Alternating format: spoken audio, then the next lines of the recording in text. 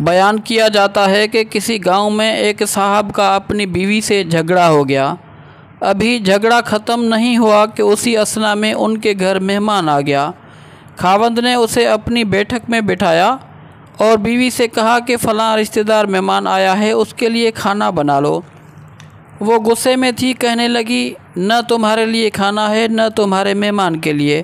وہ بڑا پریشان ہوا کہ لڑائی تو ہماری اپنی ہے، اگر رشتہ دار کو اس بات کا پتہ چل گیا تو خواہ خاندان میں بات ہوگی اور خواری الگ سی ہوگی۔ لہٰذا خاموشی سے آ کر مہمان کے پاس چپ چاپ بیٹھ گیا۔ اتنے میں اسے خیال آ گیا کہ چلو بیوی اگر روٹی نہیں پکاتی تو سامنے والے ہمارے ہمسائے بہت ہی اچھے لوگ ہیں، میں انہیں ایک مہمان کا کھانا پکانے کے لیے کہہ دیتا ہوں۔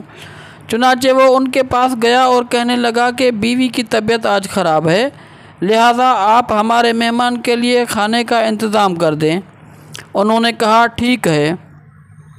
وہ مطمئن ہو کر مہمان کے پاس آ کر بیٹھ گیا کہ مہمان کو کم از کم کھانا تو مل جائے گا، جس سے میری عزت بھی بچ جائے گی۔ تھوڑی دیر کے بعد مہمان نے کہا کہ ذرا ٹھنڈا پانی تو لا دیجئے۔ وہ اٹھا کے گھڑے کا ٹھنڈا پانی لاتا ہوں۔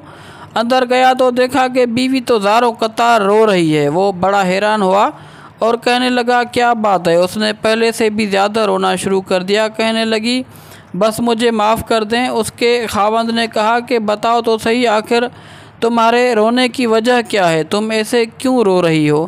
بیوی نے کہا کہ پہلے مجھے معاف کر دیں، پھر میں آپ کو اپنی بات سناؤں گی۔ خیر، اس نے کہہ دیا کہ جو لڑائی جھگڑا ہوا ہے میں نے وہ دل سے نکال دیا ہے اور تمہیں معاف کر دیا ہے۔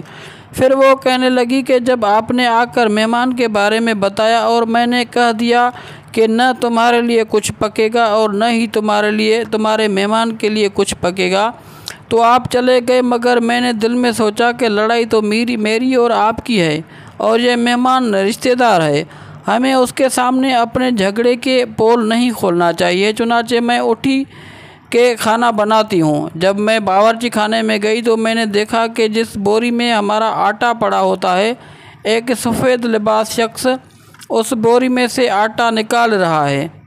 میں یہ منظر دیکھ کر سہم سی ہو گئی۔ وہ مجھے کہنے لگا کہ اے خاتون پریشان نہ ہو، یہ تمہارے مہمان کا حصہ تھا جو تمہارے آٹے میں شامل تھا۔ اب چونکہ یہ ہمسائے کے گھر میں پکنا ہے اس لیے وہی آٹا لینے کے لیے میں یہاں آیا ہوں۔ اس واقعے سے ثابت ہوتا ہے کہ مہمان بعد میں آتا ہے جبکہ اللہ تعالیٰ اس کا رزق پہلے بھیج دیتا ہے۔ یہ واقعہ کتاب خطبات فقیر سے ماخوذ کیا گیا ہے۔